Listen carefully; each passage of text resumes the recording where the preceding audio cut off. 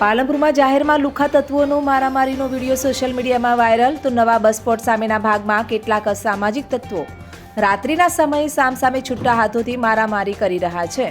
કેટલાક લુખ્ખા તત્વો જાહેરમાં મારામારી કરતાનો વિડીયો વાયરલ થતાં લોકોમાં ભય જોવા મળ્યો. રાત્રિના સમયે મારામારી કરતાનો વિડીયો વાયરલ થતાં પોલીસ પ્રશાસન સામે ઉઠ્યા સવાલો. જોકે આ વાયરલ વિડીયો ક્યારનો છે તેની હજી પુષ્ટિ થઈ નથી.